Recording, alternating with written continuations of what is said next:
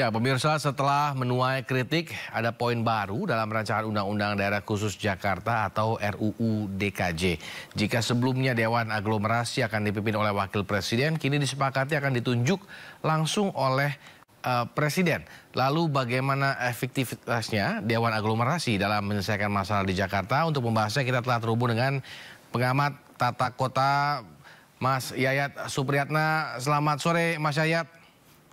Ya, selamat sore. Ya, perlu kami informasikan kami juga sudah mengundang pihak Badan Legislasi DPR RI namun belum ada jawaban hingga saat ini. Ya.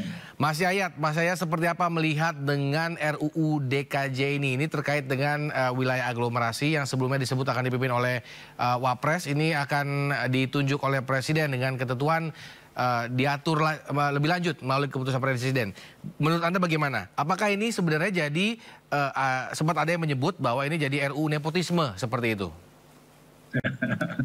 Pertama begini, Dewan Aglomerasi itu dibutuhkan dalam konteks untuk mensinergikan kinerja pembangunan Jakarta dan sekitarnya. Jadi percuma saja membenahi Jakarta tanpa bersinergi dengan kawasan sekitarnya. Yang menjadi pertanyaan adalah apa tugas dan fungsi Dewan Aglomerasi tersebut? Kita sudah punya pengalaman dulu dengan namanya BKSP, Badan Kerjasama Pembangunan, tapi tidak efektif. Hanya fungsi untuk koordinasi. Yang kedua, apakah Dewan ini sama nggak Dewan Pembangunan Kawasan Papua yang dipimpin oleh Wakil Presiden? Pasti berbeda. Karena kondisi Jakarta dan sekitarnya itu tingkat dinamikanya tinggi. Dan yang lain yang menarik adalah apakah Dewan ini punya kewenangan di sektor eksekusi dan budgeter anggaran. Jadi kalau dia tidak punya kemampuan untuk mensinergikan kebijakan pembangunan dan terkait tentang program yang bisa disinergikan, ini nggak optimal. Kenapa? Karena Jakarta secara finansial kuat, secara manajemen keuangan, tetapi tetangganya itu adalah wilayah-wilayah yang kapasitas anggarannya juga terbatas. Dan harus diingat bahwa DKI, ini mohon maaf ya, undang-undang ini adalah undang-undang daerah khusus Jakarta, bukan undang-undang Jabodetabek. Jadi ketika akan dilakukan aglomerasi, maka kita harus lihat dulu bagaimana fungsi yang bisa dikelola oleh Dewan Aglomerasi. Kalau misalnya tidak ada tugas khusus yang diberikan kepada Dewan Aglomerasi terkait hal-hal yang secara fungsional sudah bersatu, contohnya seperti transportasi, perumahan permukiman, penanggulangan banjir dan bencana, atau aspek tata ruang, Dewan ini hanya Dewan bersifat koordinasi saja. Padahal yang dibutuhkan keberadaan Dewan Aglomerasi ini bisa memberikan manfaat kepada wilayah sekitarnya dan masyarakatnya. Contohnya misalnya, apakah Dewan mampu tidak membuat satu kebijakan di sektor transportasi di mana transportasi wilayah Jabodetabek ini terintegrasi, kemudian ada kebijakan tarif yang bisa sama dalam satu kali perjalanan. Misalnya contoh, 15.000 perjalanan dari wilayah sekitarnya sampai ke Jakarta untuk semua moda transportasi. Itu kan menarik. Nah, ini perlu adanya mengeksekusi. Apakah Dewan mampu tidak memerintahkan misalnya ke Kementerian PUPR, Kementerian Perhubungan, atau Dewan punya tidak yang namanya badan eksekusinya, misalnya contoh badan usaha yang akan menggabungkan semua badan-badan atau pengelola-pengelola angkutan yang ada di semua Jabodetabek, misalnya contoh MRT, LRT, Transjakarta, Transpakuan, Transbekasi, atau Transpatriot, untuk dalam satu manajemen. Kalau tidak, ya Dewan ini hanya sebatas kepada aspek koordinasi. Karena saya juga punya pengalaman membantu BKSP, betapa BKSP tidak efektif ketika rapat, akhirnya dikembalikan. Bagaimana program dijalankan? Daerah mengatakan, mohon maaf kami tidak punya anggaran. Contohnya saja, Jakarta bisa mengelola Transjakarta, tetapi di daerah sekitarnya, Pakuan atau Transpatriot di Bekasi, itu harus dibantu oleh pusat. Nah, pertanyaannya, apakah Dewan mampu tidak memberikan satu alokasi penganggaran untuk membantu mensubsidi wilayah-wilayah sekitarnya. Nah, itu penting buat kita supaya Dewan ini sekali lagi punya sinergi program, ada yang diintegrasikan dan manfaatnya langsung dirasakan oleh masyarakat. Karena selama ini kita hanya banyak wacana tapi lemah dieksekusi. Oke, Mas Yayat, berdasarkan pengalaman Anda, apakah akan ada kemungkinan bahwa Dewan ini memiliki kewenangan untuk menentukan keputusan strategis? Seperti itu kan maksudnya kan, Mas Yayat, yang memang dibutuhkan. Tapi apakah nanti tidak akan bentrok dengan kita tahu misalkan Bekasi itu masih di bawah Jawa Barat, Depok pun seperti itu. Apakah nanti tidak akan ada konflik kepentingan di situ, Mas Yayat? Nah, kelemahannya dari naskah ini adalah jangan hanya antara DPR dengan Kementerian Dalam Negeri eksekusi. Ajaklah ini teman-teman tetangga ini. Jawa Barat diajak bicara, Banten diajak bicara, kota dan kabupaten yang ada bicara. Karena saya ingat dulu, saya pernah juga diberikan mandat dulu dalam konteks membuat RUU pengelolaan Jabodetabek, sinergi lain yang diinisiatif oleh DPD. Cuman kembali, ada persoalan lintas wilayah dan ada otonomi di masing-masing daerah. Nah, pertanyaannya, sejauh mana Dewan Aglomerasi ini mampu tidak atau mengambil alih tidak unsur-unsur kewenangan dan tanggung jawab yang ada di masing-masing daerah?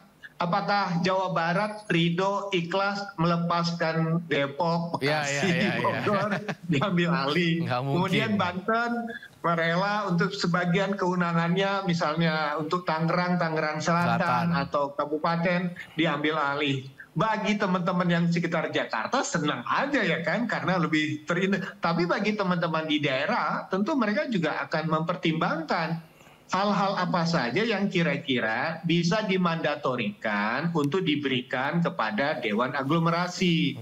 Kalau fungsi Dewan Aglomerasi hanya kepada fungsi koordinasi, tanpa punya program, tanpa punya eksekusi, itu agak berat. Apalagi untuk meyakinkan teman-teman di daerah mau mencantumkan kegiatan-kegiatan program dari aglomerasi di dalam RPJM mereka.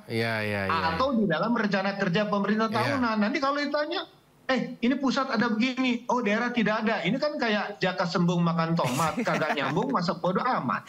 Ya kan? Ini juga perlu disinergikan dengan para pemimpin daerahnya. Mudah-mudahan pemimpin daerah tidak melihat ego partai, ego daerah, atau ego pribadi terkait sinerginya. Jadi memang mereka punya harapan, apakah Dewan ini mampu tidak memenuhi harapan yang mereka hadapi saat sekarang. Contoh ya, LRT dibangun sekarang sampai ke Bekasi. LRT sampai ke Cibubur. Kapan sampai ke Bogor? Nanti kalau sekarang sudah ada LRT, pertanyaannya, teman-teman di Bekasi tolong siapkan feedernya, bisnya. Wah, nggak punya anggaran nih. Kemudian akhirnya dibantu lagi oleh pusat. Pertanyaannya, sesuatu yang dibangun dan punya manfaat besar tidak maksimal ketika daerahnya juga angkat tangan. Kata orang Sunda, LKMD, lamun kurang minta deui, ya kan? Jadi disinilah yang menjadi kata kunci. Ketika ada program bersama, support anggaran, support kebijakan dari masing-masing daerah pun dibutuhkan.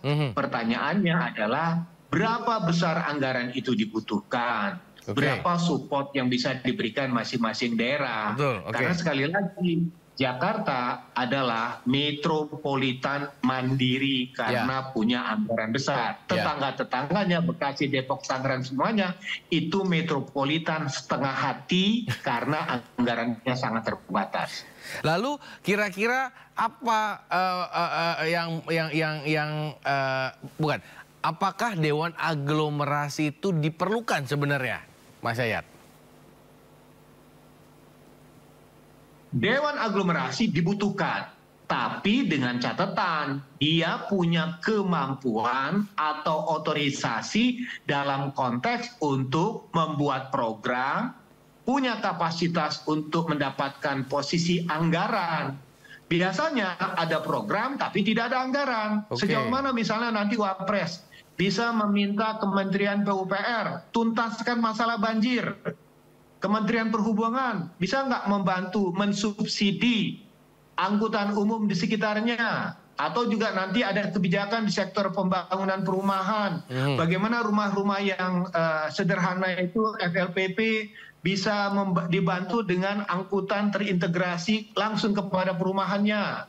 Itu kan butuh anggaran.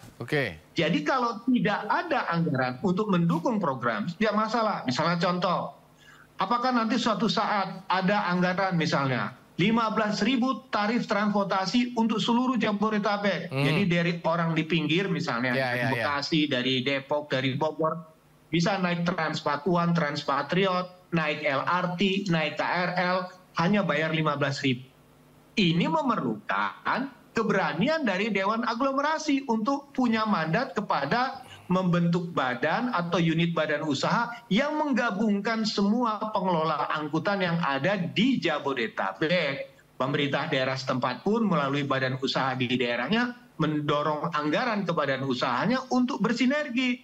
Nah itu dibutuhkan. Kita minta yang konkret-konkret lah, tidak terlalu banyak wacana. Apa yang dibutuhkan oleh daerah. Jadi prinsipnya ku tahu yang kau mau. Tapi nanti apakah nanti akan bersinggungan dengan gubernur Jakarta siapapun itu nantinya? Nah ini menarik. Jakarta mau jadi apa? Kota yang global. Carilah gubernur yang punya kapasitas di atas rata-rata. Jadi tidak pakai kacamata kuda.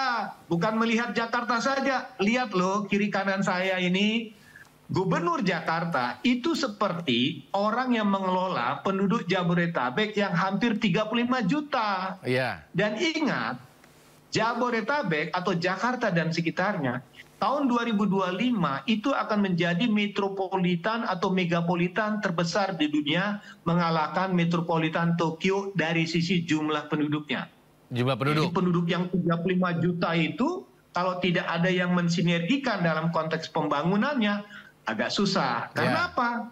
Secara fungsional, itu wilayah kita sudah menyatu. Coba tanyakan.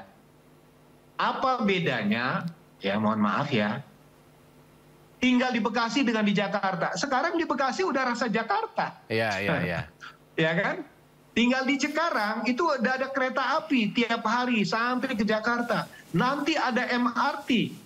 East West-nya, South West-nya itu ya, barat timurnya itu kan sudah akan terbangun itu. Kalau udah terbangun, dari semua penjuru sudah terselesaikan. So what gitu loh. Artinya apa yang dipikirkan oleh Gubernur Jakarta, dia tidak boleh berpikir hanya, nah yang menjadi tantangan, jangan sampai ada kontestasi antara pemimpin wakil presiden sebagai Dewan Aglomerasi dengan Gubernur Jakarta.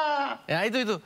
Apakah nanti akan bersinggungan seperti itu? Apalagi kalau memang tadi yang dibilang oleh Pak Tito bahwa Gubernur Jakarta nantinya akan dipilih oleh rakyat atau warga Jakarta. Nanti kalau yang dipilih atau yang menang adalah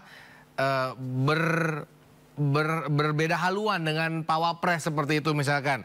Apakah nanti tidak akan ada masalah ke depannya? Ya, inilah yang kita minta. Apa tugas yang dimandatkan ke Dewan Aglomerasi? Jadi Dewan Ketua Wakil Presiden sebetulnya efektivitas dari aspek tata manajemen aja supaya masalah-masalah di antar wilayah itu bisa disinergikan. Karena saya ingat gini, kalau misalnya Jakarta menata banjirnya, mengendalikan sungainya, Depok, Bogor tidak ikut menata, Jakarta akan tetap kebanjiran. Jadi pertanyaannya, siapa?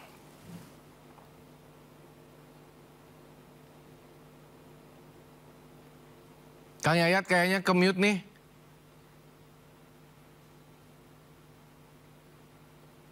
Kang Yayat. Kang Yayat. Halo. Aduh, tadi lagi ngomong kayaknya bagus banget ngomongnya. Coba diulang lagi boleh Kang Yayat? Gini, jangan sampai nanti posisi gubernur yang dipilih oleh warga Jakarta sebagai ranahnya demokrasi dengan Dewan Aglomerasi yang dipilih dan ditunjuk oleh presiden. Ini maunya presiden atau maunya Ini kan menarik. Nah, pertanyaannya adalah bagaimana Dewan Aglomerasi, tugas-tugas apa sih yang diberikan kepada Dewan Aglomerasi? Apakah Dewan Aglomerasi akan men-take over semua persoalan? Belum tentu. Oke. Jadi harus ada tugas, misalnya 4 lah. Transport, perumahan permukiman, bencana dan lingkungan, tata ruang, atau aspek yang pertanahan dan sebagainya. Yang dianggap bahwa ini dibutuhkan dan menjadi masalah sehari-hari. Jadi yang kita butuhkan adalah bagaimana tugas Dewan Aglomerasi itu terasakan oleh masyarakat. Dan bisa dimanfaatkan gitu. Dan kemudian jangan sampai nanti antara wakil presiden dengan para gubernur ini terjadi ruang kontestasi. Misalnya, apakah keputusan Dewan Aglomerasi ditaati nggak oleh para bupati, oleh para gubernur? Dan belum tentu bisa dipantau juga seperti itu mungkin, Kang Yayat. Nah, ini yang menarik. Dewan Aglomerasi bisa nggak kasih sempritan? Itu. Bupati kamu kok nggak mendukung ini? Gubernur, kamu kok nggak membantu saya? Gitu. Nah, artinya marilah bicarakan, ajak itu namanya pemimpin-pemimpin atau para ketua yang ada di kabupaten, Jawa Barat juga yang Banten. Yuk kita kompromikan, nanti keluarlah kepresnya atau perpresnya yang terkait tentang mekanisme organisasi yang terkait dengan aglomerasi, jadi tidak menimbulkan singgungan. Jadi misalnya ada sisi benturan kepentingan, paling yang dikeluhkan oleh teman-teman daerah itu nih, PT, anggaran. No PT, no activity, no PT, no prestasi, no PT, lama matilah. Kita nggak bisa membangun apa-apa. Iya, betul. Baik, terakhir Kang Yayat, apa sih sebenarnya masalah yang akan dihadapi oleh Jakarta ketika nanti memang sudah resmi berpindah ke IKN Ibu Kota? Nah, ini penting statusnya. Jakarta yang mandiri. Artinya begini, kalau Jakarta yang mandiri, apakah dia diberikan keleluasaan nggak dari sisi investasi? Apakah ketika Jakarta menerima ada investor masuk, apakah perlu izin pusat lagi nggak? Dipotong nggak? Ya kan? Mekanisme perizinannya, Jakarta lebih cair, lebih terbuka terkait jenis-jenis investasi yang perlu diberikan kepada Jakarta tanpa diatur atau diikat terlalu ketat oleh pusat. Maaf, sekali lagi saya mengatakan, Jakarta itu bukan seperti Kalimantan yang punya sawit, yang punya tambang, bukan seperti Sumatera yang punya segala sumber daya alam. Jakarta itu hanya punya ruang. Ruang itulah yang harus dia kelola. Seperti Singapura. Singapura nggak punya sumber daya, punya ruang. Maka dicarilah mereka-mereka yang memimpin Jakarta, orang-orang yang inovatif, entrepreneur, mampu lincah. Dan sekali lagi pesan saya, jangan cari yang biasa-biasa. Gitu. Kalau cari yang biasa-biasa, apa bedanya gubernur Jakarta dengan gubernur daerah lainnya? Kalau bahasa sorry gitu kan, yang kalau mencari yang biasa-biasa saja, itu penting buat kita. Oke, terima kasih Kang Yayat Supriyatna telah bergabung bersama kami sore hari ini. Siapapun nanti yang menjadi gubernur dan siapapun nanti yang memang menjadi Dewan Aglomerasi, semoga semua untuk kebaikan warga Jakarta. Selamat sore Kang Yayat. Baik, sama-sama, terima kasih.